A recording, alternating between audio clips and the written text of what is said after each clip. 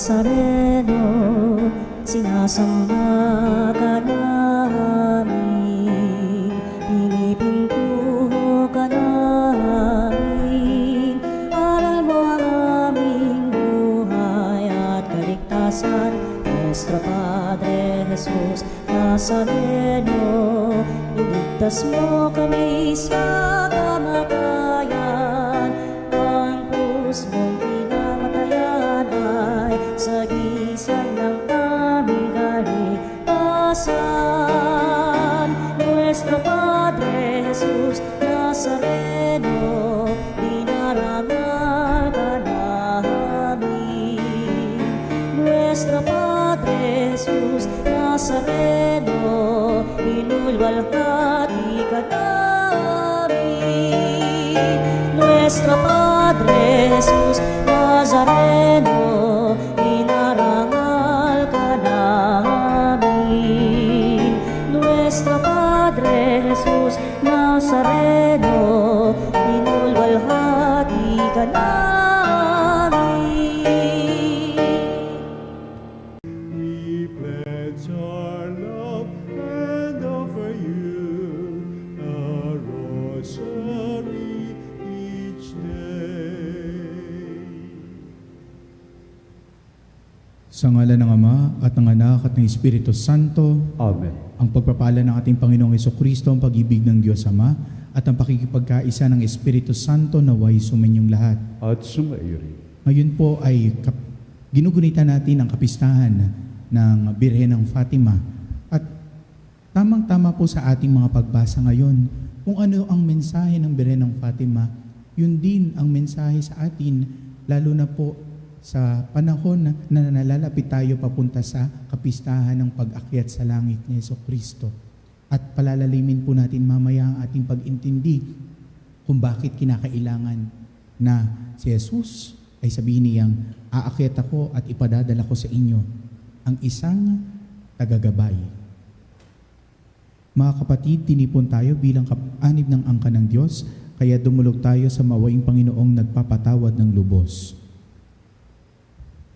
Sinugong tagapagpagaling sa mga nagsisisi, Panginoon, kaawaan mo kami. Panginoon, kaawaan mo kami. Dumating na tagapag-anyayang mga makasalanay magsisi, Kristo, kaawaan mo kami. Kristo, kaawaan mo kami. Nakaluklok ka sa kanan ng Diyos Ama para ipamagitan kami. Panginoon, kaawaan mo kami. Panginoon, kaawaan mo kami. Kaawaan tayo ng makapangyarihang Diyos, patawarin tayo sa ating mga kasalanan at patnubayan tayo sa buhay na walang hanggan. Amen. Manalangin tayo.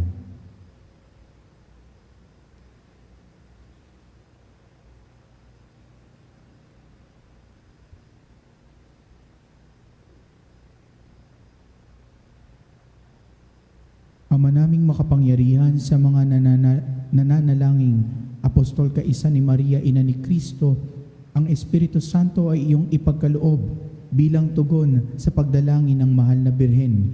Ikaw naway matapat na mapaglingkuran namin upang sa aming salita at gawa ay aming sambahin ang ngalan mo. Sa pamagitan ni Jesucristo kasama ng Espiritu Santo, magpasawalang hanggan. Amen. Pagbasa mula sa mga gawa ng mga apostol.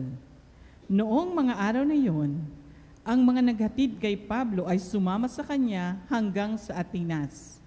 Pagkatapos, nagbalik sila sa Berea, taglay ang bili ni Pablo kina Silas at Timoteo na sumunod sa lalong madaling panahon. At si Pablo ay tumayo sa harap ng kapulungan ng Areopago at nagsalita, "Mga taga-Atenas, napapansin kong buhos na buhos ang inyong kalooban sa relihiyon, sapagkat sa paglalakad ko sa lungsod at pagmamasid sa mga sambahan ninyo, nakakita ako ng isang damba ng may nakasulat na ganito, sa Diyos na hindi nakikilala ang inyong sinasamba, kahit hindi ninyo kilala ang siya kong ipinapahayag sa inyo.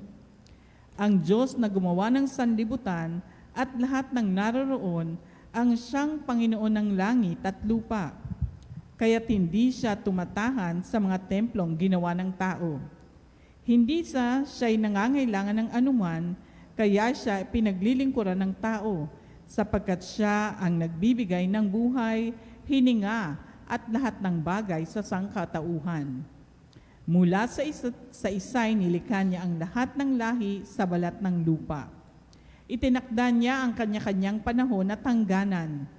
Ginawa niya ito upang hanapin nila ang Diyos. Baka sakaling sa kanilang pag-aapuhap ay matagpuan siya. Ang totoo, hindi naman siya malayo sa bawat isa sa atin sapagkat hawak niya ang ating buhay, pagkilos at pagkatao. Tulad ng sinabi ng ilan sa inyong mga makata, tayo nga'y mga anak niya. Yamang tayo'y mga anak ng Diyos, huwag nating akalain na siya ay tulad ng larawang ginto, pilak o bato na pawang likha ng isip at kamay ng tao.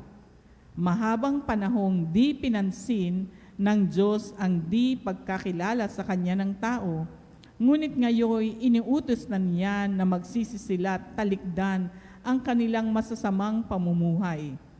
Sapagkat itinakdanan niya ang araw ng paghuhukom sa sanlibutan. At ito'y buong katarungan niyang gagawin sa pamamagitan ng kanyang hinirang. Pinatunayan niya ito sa lahat nang buhay niyang muli ang taong iyon. Nang marinig nila ang sinabi ni Pablo tungkol sa muling pagkabuhay, tinuya siya ng ilan, ngunit sinabi naman ng iba, ibig namin kayong mapakinggan uli tungkol dito. At umalis doon si Pablo, may ilang sumama sa kanya at sumampalataya sa Diyos. Kabilang dito si Dionisio na isa sa mga bumubuo ng kapulungan ng Areopago. May sumama ring babaeng nangangalang Damaris at mga iba pa. Pagkatapos, umalis si Pablo sa Atenas at nagtungo sa Corinto. Ang salita ng Diyos. Salamat sa Diyos. Ang kadakilaan ng Diyos sa lupa't langit ay lubos. Ang kadakilaan ng Diyos sa lupa't langit ay lubos. Purihin ng Diyos nitong kalangitan, kayo sa itaas siya ipapurihan. Ang lahat ng anghel magpurit magdiwang, kasama ang hukbo roong karamihan. Ang kadakilaan ng Diyos sa lupa't langit ay lubos. Pupurihin siya ng lahat ng tao, hari at prinsipe, lahat ng pangulo, babae't lalaki, mga kabataan, matatandang tao't kaliit-liitan. Ang kadakilaan ng Diyos sa lupa't langit ay lubos. Sa ngalan ng poon, lahat ay magpuri, ang kanyang pangalay pinakamaigi. Sa langit at lupay, walang kasimbuti. Ang kadakilaan ng Diyos sa lupa't langit ay lubos. Siya'y nagpalakas sa sariling bansa, kaya't pinupuri ng piniling madla. Ang bayang Israel, mahal niyang lubha. Ang kadakilaan ng Diyos sa lupa't langit ay lubos.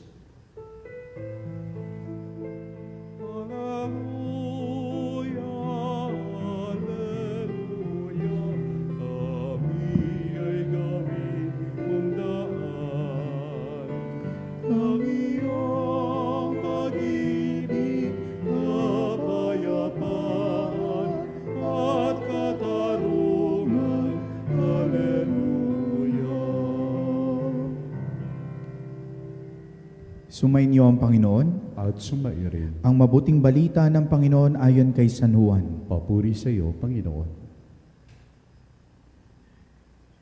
Noong panahong iyon, sinabi ni Jesus sa kanyang mga alagad, marami pa akong sasabihin sa inyo, ngunit hindi pa ninyo kayang unawain ngayon. Pagdating ng Espiritu ng katotohanan, tutulungan niya kayo upang maunawaan ninyo ang buong katotohanan. Sapagkat magsasalita siya, hindi sa ganang kanyang sarili. Sasabihin niya sa inyo ang kanyang narinig at ipapahayag ang mga bagay na darating. Pararangalan niya ako, sapagkat sa akin magmumula ang ipapahayag niya sa inyo. Ang lahat ng sa Ama ay akin, kaya ko sinabi sa akin, magmumula ang ipapahayag niya sa inyo. Ang mabuting balita ng Panginoon. Pinupuri ka namin, Panginoong Hesukristo. Napakaganda po ng ating Gospels. Simula pa, lalo na po ang ating mga pinagkukuhanan ng ating Gospels ay Johannine o mula po kay San Juan Evangelista na tila tinatahi ni Saint John the Evangelist ang dahilan kung bakit may resurrection.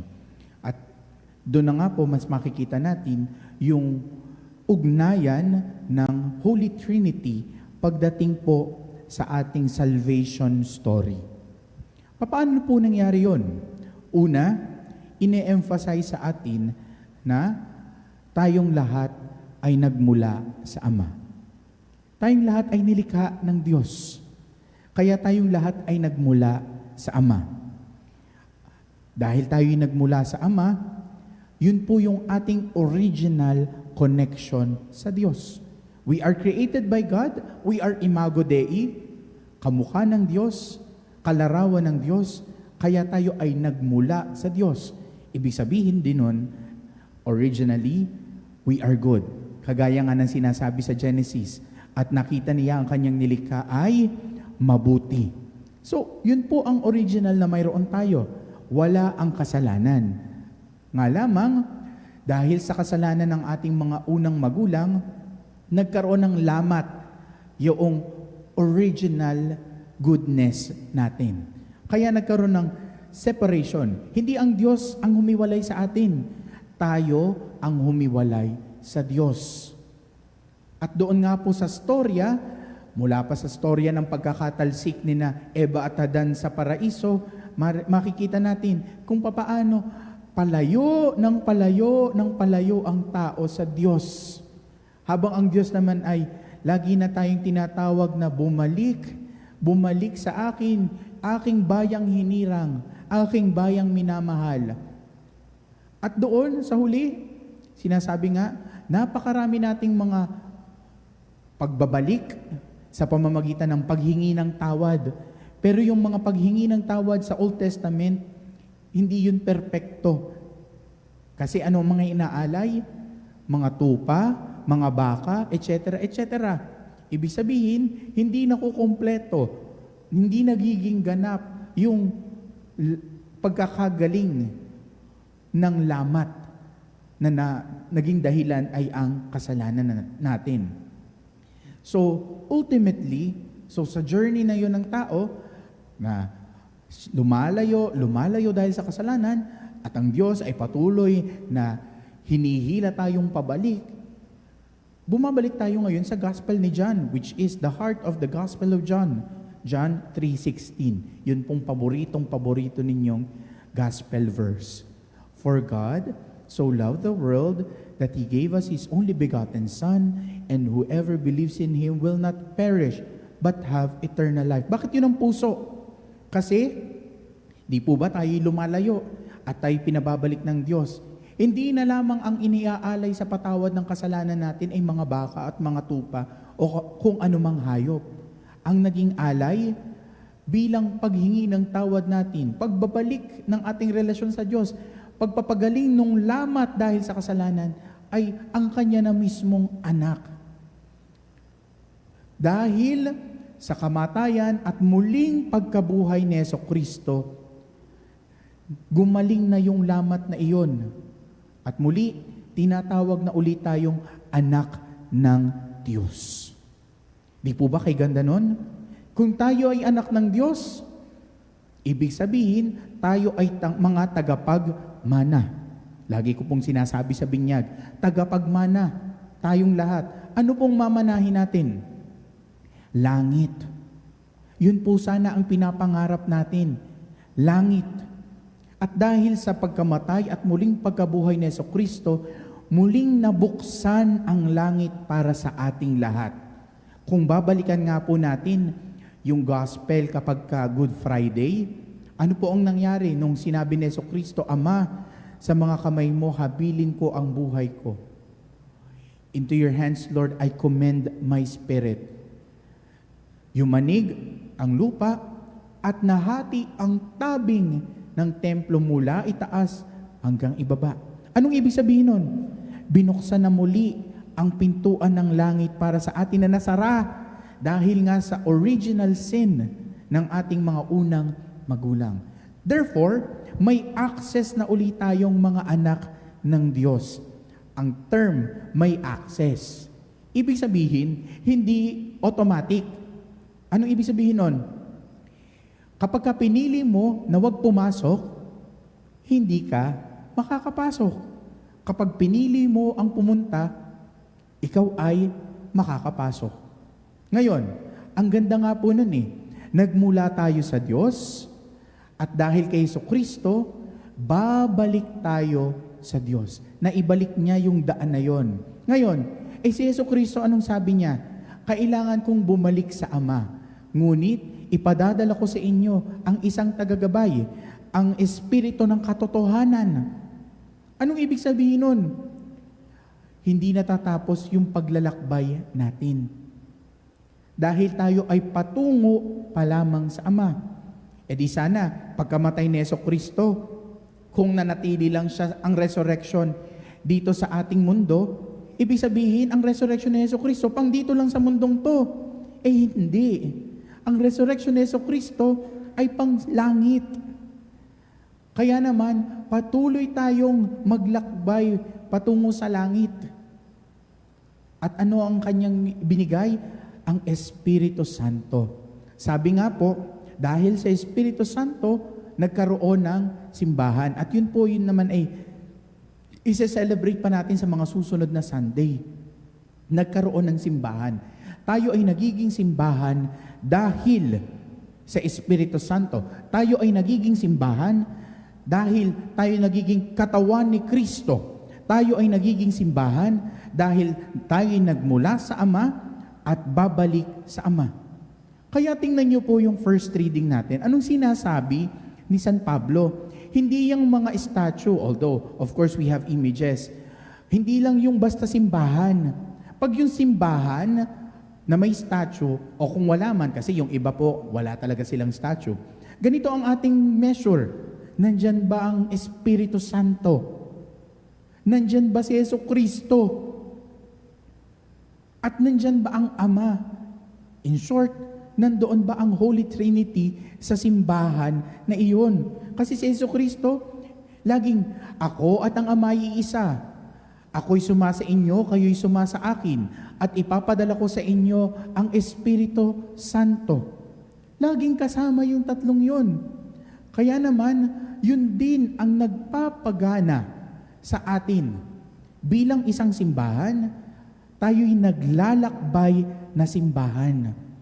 Naglalakbay na simbahan at hindi madali ang ating paglalakbay na ito. Kasi hindi naman sinabi ni Jesucristo, nung muli siyang nabuhay at nung aakyat siya sa langit, pagkaakyat ko sa langit, hayahay na ang buhay nyo. Ihintayin nyo na lang mamatay at pumunta sa langit. Hindi. Bagkus, nananatili siya dun sa sinabi niya, bago pa man siya ipako sa krus, if you want to be my disciple, carry your cross every day and follow me. At yung follow me na yon, because I am the way, the truth, and the life. Kaya patuloy po tayo. Huwag tayong tatamarin sa buhay na ito. Kapag ka sinasabing ligtas ka na ba?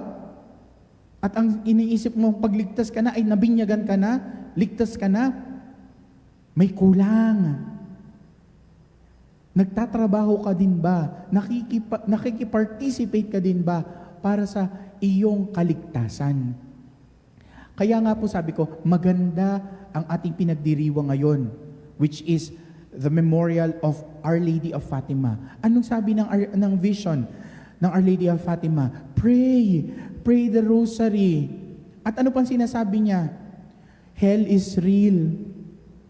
Kaya kung tinatamad po tayo na magtrabaho para sa kaligtasan na ibinigay na sa atin ng Jesucristo, definitely hindi langit ang kapupuntahan natin. Saan po tayo pupunta? Sa impyerno. Because hell is real. At ano pang sinasabi ng vision ng Our Lady of Fatima? Pray for the souls in purgatory. Bakit? Kasi they are meant for heaven. They are suffering, but they are meant for heaven. Na siya din sanang kapupuntahan natin. Kaya naman po, ngayong ipinagdiriwang natin ang kapistahan ng mahal na ina ng Fatima, ibinabalik tayo sa ating pagiging simbahan. Mayroon tayong nanay. Hindi lamang tayo mayroong nanay. Mayroon tayong patutunguhan na God the Father dahil siya ang ating pinagmulan at siya ang ating patutunguhan.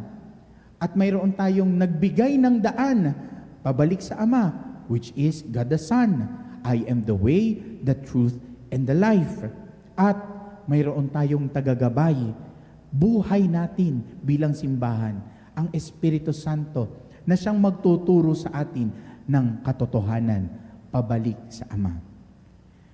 Side story na lang po, sinasabi ko po, hindi ibig sabihin na Katoliko ka, at least sa Catholic po. Hindi ibig sabihin na Catholic ka, ligtas ka na. Yan ang sinasabi ni Bishop Ambo. Bakit? Kung Katoliko ka at sinungaling ka, Katoliko ka at magnanakaw ka, Katoliko ka at mamamatay tao ka, hindi ka mapupunta sa langit. Pero kung Katoliko ka at sumusunod ka sa utos ng Diyos, those who follow my commandments, those who hear my words, sabi nga ni Jesucristo, will have eternal life. Kaya, sinasabi natin, hayaan natin sa paglalakbay na ito, piliin natin ang Diyos. Hayaan nating pagalawin tayo ng Espiritu Santo at asamin natin ang langit kung saan nandoon ang ating Ama. Amen.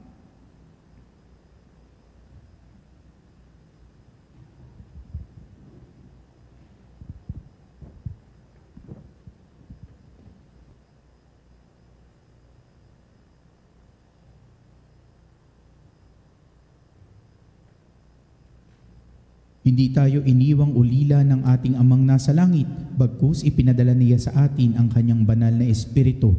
Sambitin natin ang ating mga sama-samang panalangin sa kapangyarihan ng Espiritu ng katotohanan at sambitin, Panginoon, dinggin mo ang aming panalangin. Panginoon, dinggin mo ang aming panalangin. Ang mga pinuno ng simbahan sa ilalim ng pagtangkilik ng Birhen ng Fatima, naway higit na mailapit ang bayan ng Diyos kay Kristo at sa isa't isa, manalangin tayo sa Panginoon. Panginoon, dinggin mo ang aming panalangin. Ang mga pinuno sa buong mundo, naway patnubayan ni Maria, ang Birhen ng Fatima, sa kanilang pagsisikap na magkaroon ng pangmatagalang kapayapaan ang mga bansa. Manalangin tayo sa Panginoon. Panginoon, dinggin mo ang aming panalangin. Ang mga Kristiyanong pamayanan, naway magsikap na makamit ang kapayapaan ni Kristo sa pamamagitan ng pagpapakita ng pagmamahal at malasakit sa isa't isa. Manalangin tayo sa Panginoon. Panginoon, dinggin mo ang aming panalangin. Ang mga nagdurusa sa mga espiritual o pisikal na kahinaan, naway kahabagan ni Maria, manalangin tayo sa Panginoon. Panginoon, dinggin mo ang aming panalangin. Tayo naway lukuban ng kapangyarihan ng banal na Espiritu upang makita sa ating mundo ang handog na kapayapaan, manalangin tayo sa Panginoon. Panginoon, dinggin mo ang aming panalangin. Sa ilang sandali ng katahimikan, panalangin natin kagalingan at natatanging kahilingan ng mga Eucharistic advocates. Manalangin tayo sa Panginoon. Panginoon, dinggin mo ang aming panalangin. Ama, nalalaman namin na nagmumula sa iyo ang lahat ng mabubuting bagay. Ipagkaloob mo sa amin ang kapayapaan sa tulong ng makapangyarihang pamamagitan ni Maria. Hinihiling namin ito sa pamamagitan ni Kristo na aming Panginoon. Amen.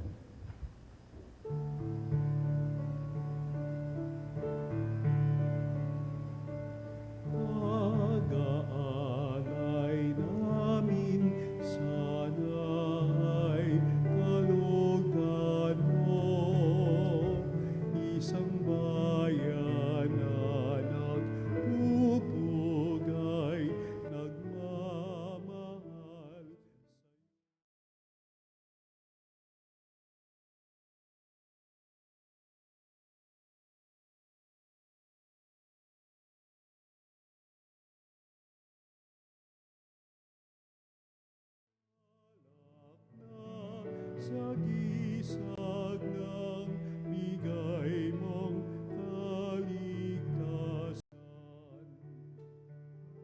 Pakinggan mo kami, mapagkalingang Diyos. Itulot mo sarili namin, laging maihandog sa mga hapag ngayon. Amin ang ginagawa. Manalangin kayo mga kapatid upang itong ating paghahay kalugdan ng Diyos Amang makapangyarihan. Tanggapin nawa ng Panginoon itong paghahain sa iyong mga kamay sa kapurihan niya at karangalan sa ating kapakinabangan at sa buong sambayanan niyang banal. Ama naming lumikha, sa aming paghahain ngayon, ang mahal na birhey ginuginita, kami humihiling na kami ay matulungan nawa ng iyong nagkakatawang taong anak na naghain ng sarili sa krus na dambana at ngayon nabubuhay kasama mo at ng Espiritu Santo magpasawalang hanggan. Amen. Sumainyo ang Panginoon. At sumairin. Itaas sa Diyos ang inyong puso at diwa. Itinaas na namin sa Panginoon. Pasalamatan natin ang Panginoong ating Diyos. Marapat na siya ay pasalamatan. Ama naming makapangyarihan, tunay ngang marapat na ikaw ay aming pasalamatan. Bukod mong pinagpalang maging ina ni Jesucristo, ang mahal na birheng nagpupuri at nagagalak sa iyo. Ikaw ang gumawa ng tanang dakilang bagay. Ikaw ang lumilingap sa lahat kailanman. Nilingap mo ang mahal na birhen bilang iyong abang alipin na iyong binigyan ng tungkuling kumalinga sa anak mong manunubos namin. Kaya kaisa ng mga anghel na nagsisiawit ng papuri sa iyo, nang walang humpay sa kalangitan, kami nagbubunyi sa iyong kadakilaan.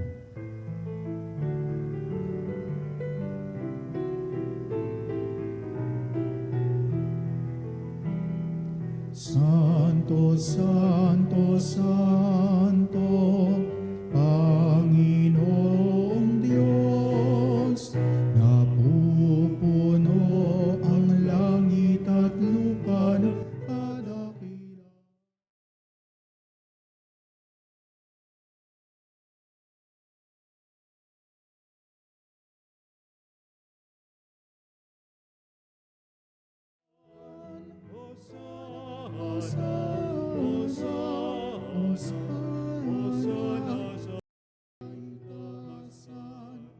Pinagpala ang naparirito sa ngalan ng Panginoon.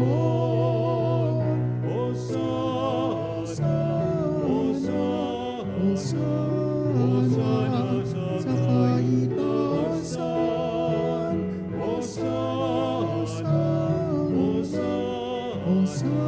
Hosana sa kaitaasan.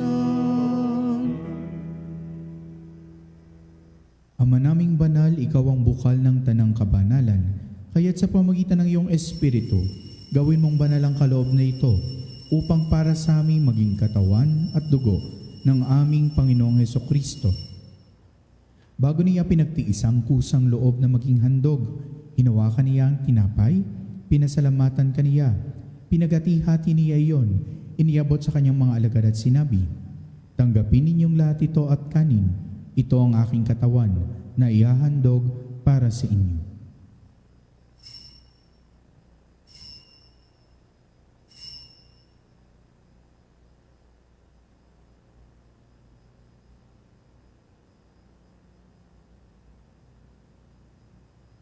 Gayon din naman, noong matapos ang hapunan, hinawakan niya ang kalis, muli kaniyang pinasalamatan, iniabot niya ang kalis sa kanyang mga alagad at sinabi, "Tanggapin ninyong lahat ito at inumin. Ito ang kalis ng aking dugo ng bago't walang hanggang tipan. Ang aking dugo na ibubuhos para sa inyo at para sa lahat. Sa ikapagpapatawad ng mga kasalanan, gawin ninyo ito sa pag-alala sa akin."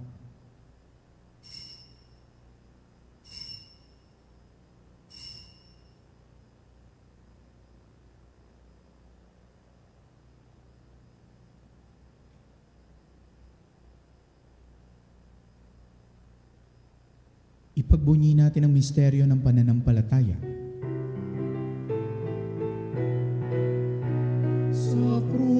mo at pagkabuhay, kami natubos mong tunay.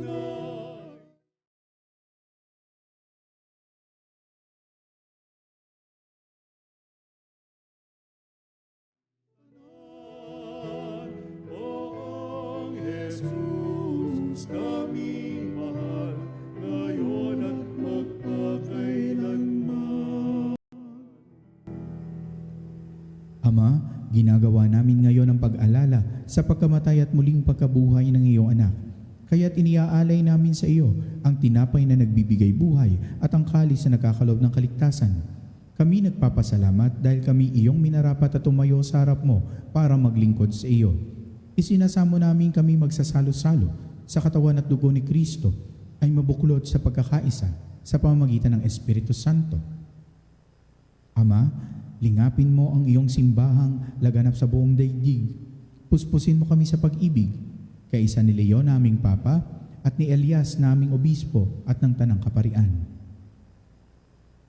Alalahanin mo rin ang mga kapatid naming nahimlay nang may pag-asang sila'y muling mabubuhay, gayon din ang lahat ng mga pumanaw.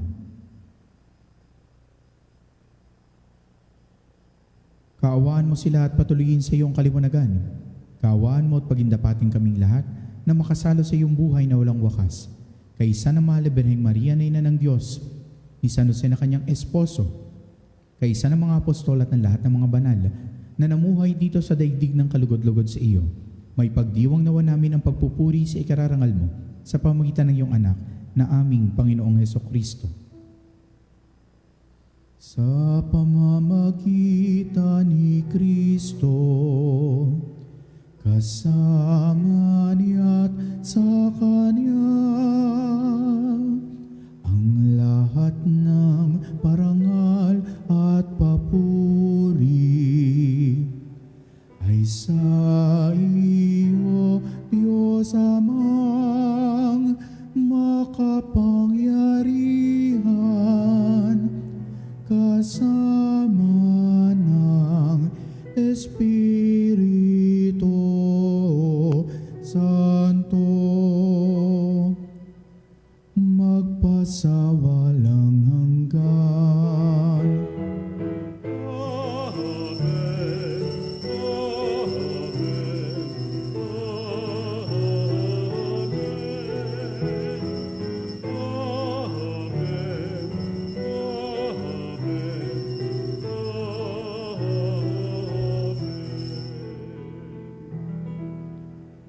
Sa tagubili ng mga nakagagaling na utos sa turo ni Jesus sa Panginoon natin at Diyos, ipahayag natin ng lakas loob. Namin, sumasalangit ka, sambahin ang ngalan mo, mapasa amin ang kaharian mo, sundin ang loob mo, dito sa lupa, para lang sa langit.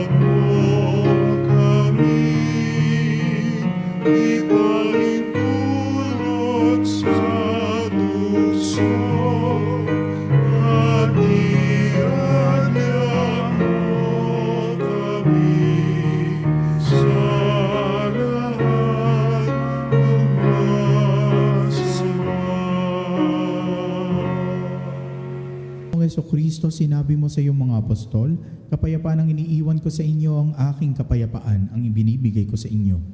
Tungayan mo ang aming pananampalataya at huwag ang aming pagkakasala. Pagkalooban mo kami ng kapayapaan at pagkakaisa ayon sa iyong kalooban, kasama ng Espiritu Santo, magpasawalang hanggan. Amen. Ang kapayapaan ng Panginoon ay laging sumainyo. At sumayo rin. Magbigayin kayo ng kapayapaan sa isa't isa. Peace be with you. Kapayapaan po sa inyo lahat, mga kapanalig. Kordero ng Diyos na nag-aalis ng mga kasalanan ng sanlibutan, maawa ka sa amin. Kordero ng Diyos na nag-aalis ng mga kasalanan ng sanlibutan, maawa ka sa amin. Agnus Dei qui tollis peccata mundi, dona nobis pacem, dona nobis pacem, dona nobis pacem.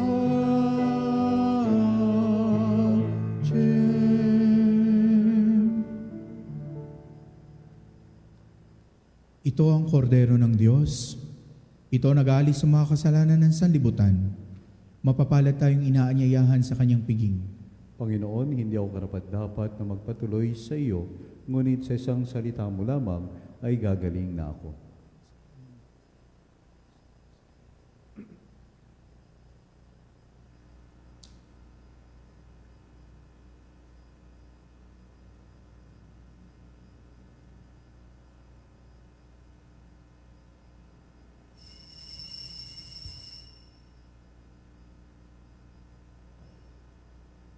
Mga kapanalig, ating dasalin ang komunyong espiritual.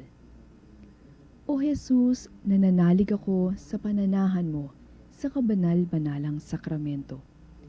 Minamahal kita higit sa lahat at hangad ka ng aking kaluluwa.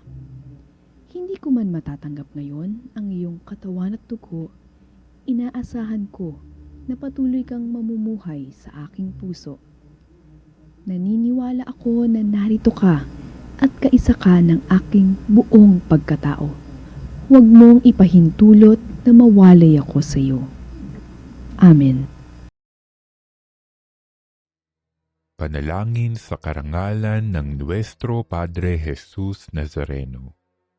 O Jesus Nazareno, katamis-tamisan naming manunubos, sa harap mo ngayon naririto kami't nangangayupapa at nagsisisi ng taos-puso sa aming pagiging walang turing sa iyo at paglimot sa di mabilang na mga biyaya mo, lalong-lalo na yaong mahalagang biyaya ng pagtutubos. Dinaramdam namin at pinagsisisihang labis, Panginoon ko, ang pagkakasala namin sa iyo.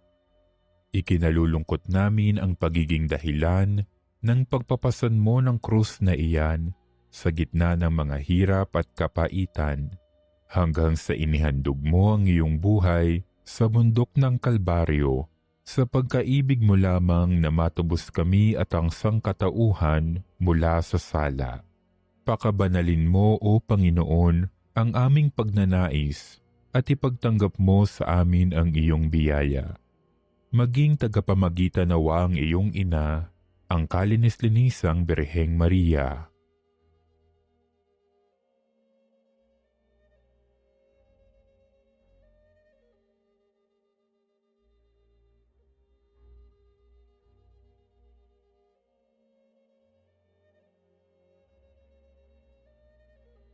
Ama naming makapangyarihan, niloob mong akuin ang iyong anak, ang krus at kamatayan, upang ang sangkatauhan ay matubos at mabuhay.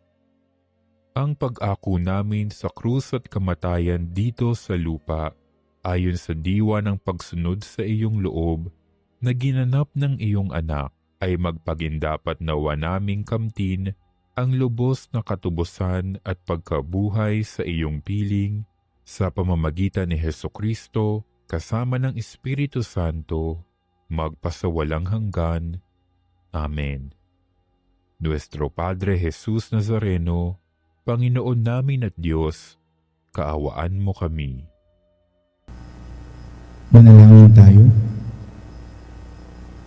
Ama naming mapagmahal, pagtibayin mo sa aming kalooban ang aming pinagsaluhang pananda ng pananampalatayang tunay. Ang pinanindigan namin Diyos na totoo at taong totoo na ipinagdalang tao ni Maria sa kanyang sinapupunan ay siya nawang magpagindapat na kami sumapit sa kaligayahan ng walang maliw na buhay sa bisa ng kanyang nagliligtas na pakikinabang sa pamagitan niya kasama ng Espiritu Santo magpasawalang hanggan. Amen. Marami po ang uhaw sa kapangyarihan, sa pera, sa karangyaan, pero hindi po na yan madadala tayo sa langit. Ang asamin natin ay ang langit sa pamamagitan ni Jesucristo at sa paggabay ng Espiritu Santo. Sumayin niyo ang Panginoon At sumairit. at pagpalain kayo ng makapangyarihang Diyos ang Ama, Anak at Espiritu Santo. Amen. Ang misa ay naihain na, pumayo kayong mapayapa. Salamat sa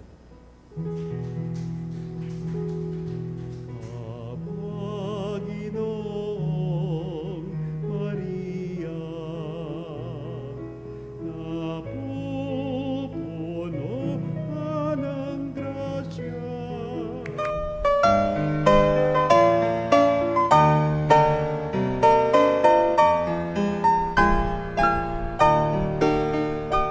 Nuestro Padre Jesus Nazareno, sinasamba ka namin, pinipintuho ka namin, aral mo ang aming buhay at kaligtasan. Nuestro Padre Jesus Nazareno, iligtas mo kami sa kamatayan, ang krus mong pinamatayan ay sagisag ng aming kaligtasan. Nuestro Padre Jesus Nazareno, dinarangal ka namin. Nuestro Padre Jesus Nazareno, binulwalhati ka namin. Nuestro Padre Jesus Nazareno, inarangal ka namin. Nuestro Padre Jesus Nazareno, binulwalhati ka namin.